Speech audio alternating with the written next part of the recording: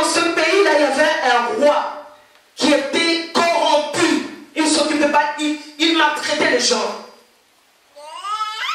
Et il y avait les quartiers de riches, comme toujours, les gens qui se réjouissent, il y a d'autres qui ne se réjouissent pas. Amen. Et Marie était dans cette ville de collines, il n'y avait que des collines. Le soir, il n'y avait pas de lumière. Mais cette fille s'occupait de ménage de la maison.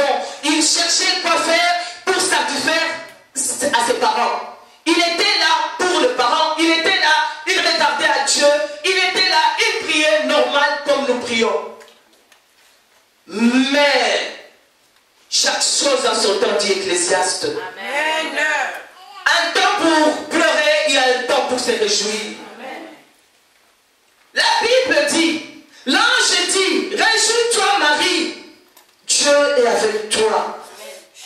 Tu es bénie entre toutes les femmes, parmi toutes les femmes de la terre. Tu as été choisie par le Seigneur. L'ange qui dit à Marie, Marie, c'est comme toi et moi. Quelqu'un te surprend avec des paroles que tu ne peux pas t'imaginer, quelque chose dans ta vie que tu n'as jamais pensé. Est-ce que c'est moi? Est-ce que c'est moi? Donc cette affaire va t'étonner. Tu vas t'étonner. Parce que c'est historique. Les gens vont parler de toi.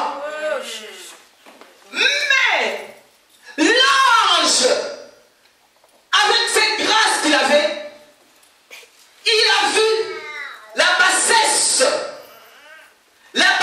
de Marie. La bassesse de Marie.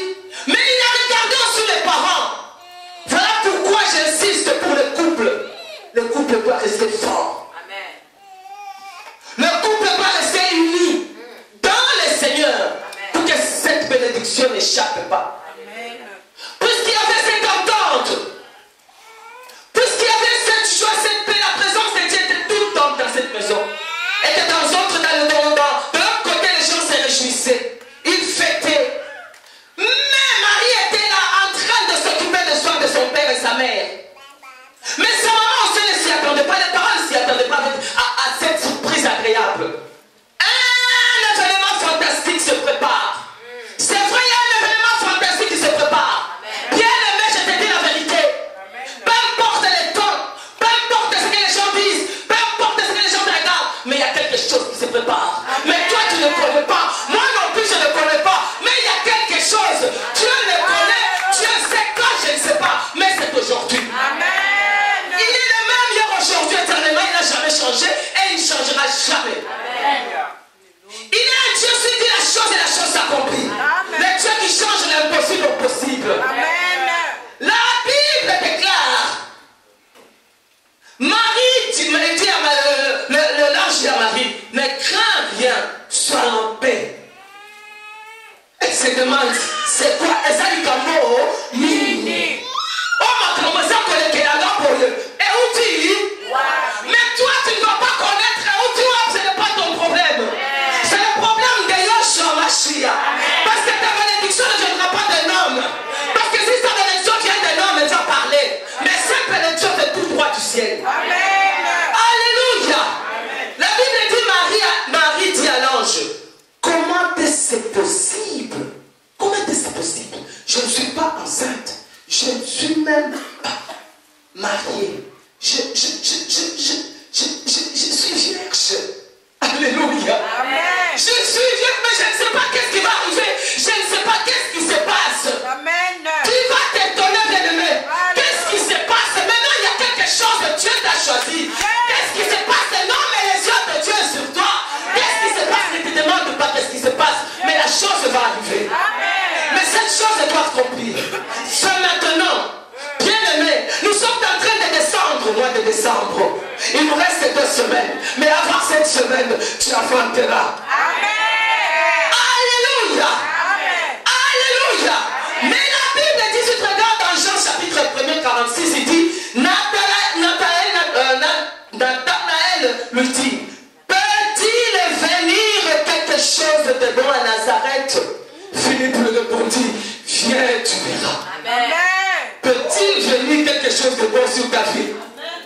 Est-ce qu'il y a quelque chose de bon qui va venir vers toi? Amen. Ah. Mais les gens te regardent et disent non, viens. Viens, mais est-ce qu'il y a quelque chose de bon dans cette église? Est-ce qu'il y a quelque chose de bon dans cette église? Non, viens seulement. Toi, tu vas attendre ce que tu vas te dire. Est-ce qu'il y a quelque chose de bon qui se prépare pour toi? Alléluia. Il n'y a jamais de retard, bien-aimé. Laisse que les gens se moquent de toi. Laisse que les gens parlent de méchanceté sur toi. Laisse qu'on voit tes histoires. Mais c'est lui qui a volé. Il le rendra. Et les mangeurs de chair vont manger leur propre chair. Les buveurs de sang vont boire leur propre sang. Parce que le temps est arrivé pour que toi tu bois, nous puissions nous réjouir. Alléluia. C'est la parole de l'Éternel bien-aimé. La Bible déclare dans Malachie 5, premier dit, et toi Bethléem Ephrata, toi qui es petit, parmi les milliers de Judas, de toi sortira pour moi celui qui dominera sur Israël et dont l'origine remonte au lointain passe au jour de l'été. Chez toi, parce que c'est Dieu qui a décidé. La décision vient de Dieu. Chez toi, toi-même, toi tu vas vivre la gloire de Dieu. Toi-même, tu vas sortir de la première maison, tu entreras dans la gloire de la deuxième maison. Sans fournir d'effort. Tu ne dois pas fournir d'effort. Parce que c'est accompli. Parce que c'est Dieu qui a décidé. Oh, nous sommes bien décidés. Là, il y a combien de Samuel. Maintenant, c'est à toi.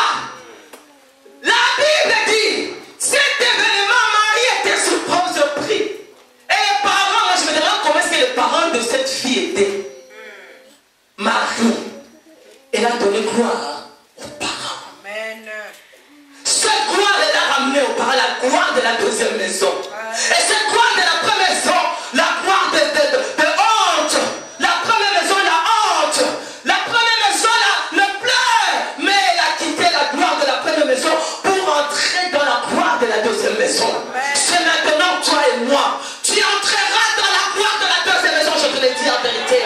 Tu entreras dans cette gloire sans fournir d'efforts. Tu ne dois pas fournir des efforts parce que c'est obligatoire. Il a dit lui-même, je m'engage. Il s'engage lui-même pour te faire du bien. Et ce maintenant, pas demain. Il est le Dieu mystique, le Dieu de tic-tac. Quand la parole sort, il y a quelque chose qui entre. Quand la parole sort, il y a quelque chose qui brûle dans toi. Quand la parole sort, il y a quelque chose qui doit se passer. Ce maintenant, il y a quelque chose qui se passe dans ta vie pour que tu puisses amener ton pied de devant. Tu dis, ah, j'entre dans ma gloire. C'est normal, bien-aimé. Tu n'as pas à souffrir. Alléluia. Alléluia. La Bible, bien-aimé, la Bible est le vrai. La Bible, l'ange dit, le Saint-Esprit viendra sur toi et la puissance du Très-Haut t'enveloppera. C'est pour cela que ton enfant sera appelé fils de Dieu. Rien n'est impossible à Dieu. Et Élisabeth, ta parenté, celle qui ne pouvait avoir d'enfant, est enceinte de 6 mois. Rien n'est impossible, Dieu dit Marie. Rien n'est impossible. Bien-aimé, la naissance de Jésus, c'est un miracle. Avant l'annonciation, il y a le miracle qui se fait. Mais maintenant, nous sommes en train d'annoncer Jésus-Christ de Nazareth. Le miracle doit s'accomplir. Il a dit, je vais me glorifier. Je veux me glorifier. Il est Dieu. Il accompagne les paroles, les enseignements de cette prédicatrice, le prédicateur, par des signes de miracles, de prodiges. Aujourd'hui, je te dis, frère, tu as ton miracle au nom de Jésus. C'est que tu avais perdu dans le temps, tu le récupères au nom de Jésus-Christ. Et je ordonne que tu puisses le posséder au nom de Jésus-Christ. Que le peuple de Dieu dise Amen.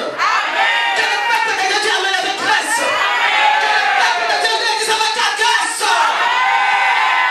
Alléluia. Quand tu le dis, ça doit se faire tel que tu le dis. Alléluia, parce que tu crois. La Bible dit, troublée par les paroles de l'ange, Marie s'est rendue dans la colline de Judée, chez la cousine d'Élisabeth, afin de l'interroger. Marie, elle n'en revenait pas. Marie, elle ne pouvait pas, elle est partie vérifier. Est-ce que, bien aimé, ce matin, je viens te dire, ne doute pas.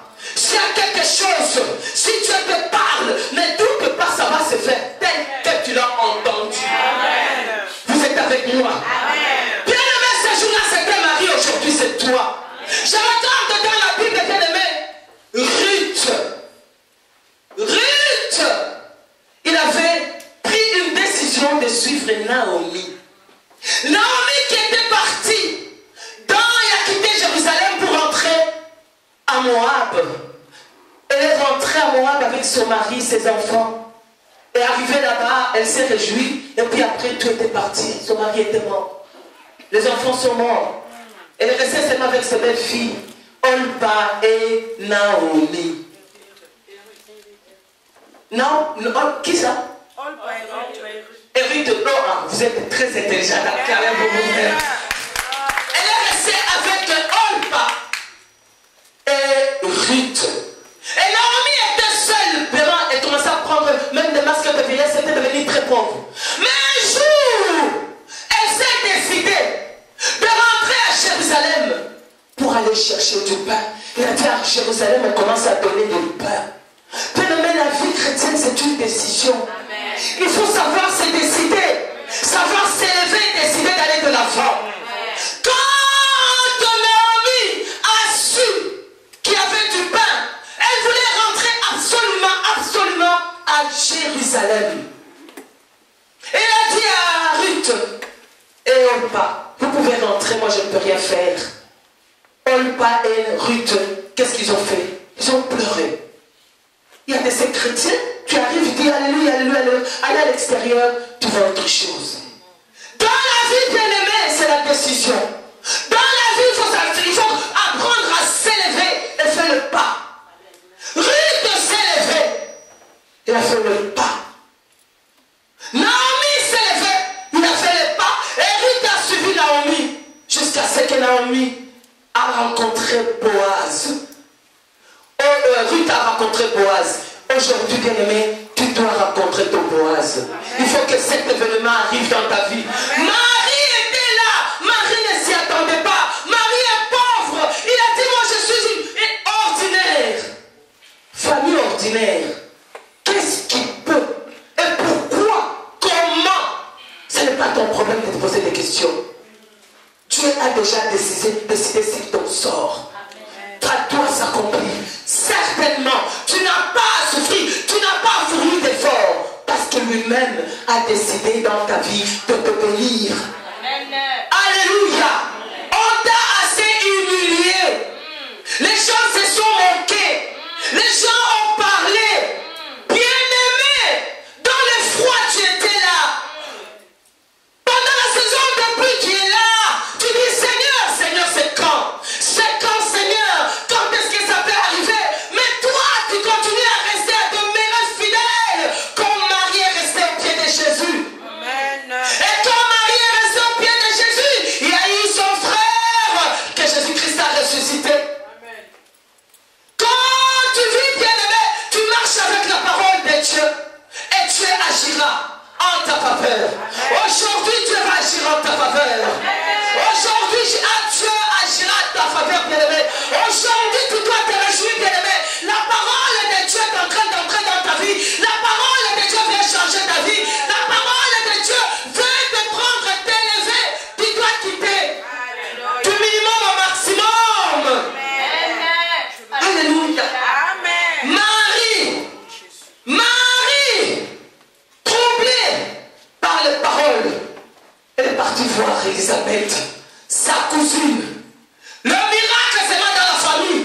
Comme toi, tu es là, bien-aimé, Dieu va te bénir et ta famille sera bénie. La Bible déclare crois seulement sera sauvé ta famille. Rien n'est impossible.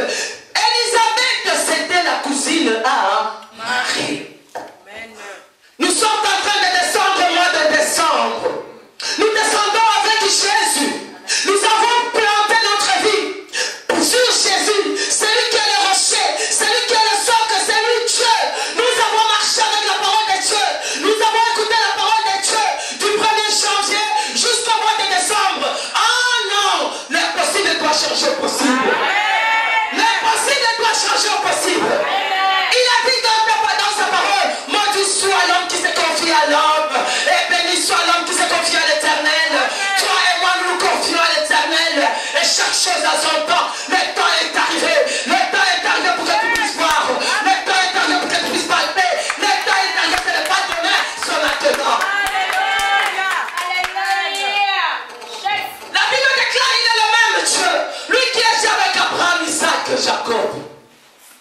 n'agira pas maintenant avec toi.